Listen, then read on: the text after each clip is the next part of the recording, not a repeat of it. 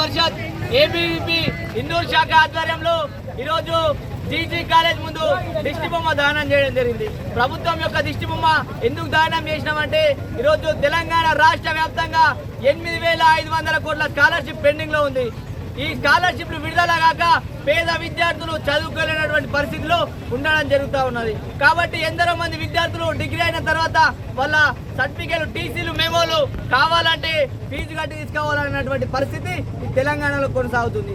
అదేవిధంగా ఈ నిజామాబాద్ జిల్లాలో చూసుకున్నటువంటి చాలా కాలేజీలలో కూడా ఇదే పరిస్థితి ఏర్పడ్డది. కాబట్టి వెంటనే పెండింగ్ లో ఉన్నటువంటి స్కాలర్షిప్ ని విడుదల చేయాలి, విద్యార్థులకు న్యాయం చేయాలని మేము విన్నవించుకుంటున్నాం. ఎందుకంటే ఈరోజు 8,500 కోట్ల స్కాలర్షిప్ ఉంది రేవంత్ రెడ్డి గారు.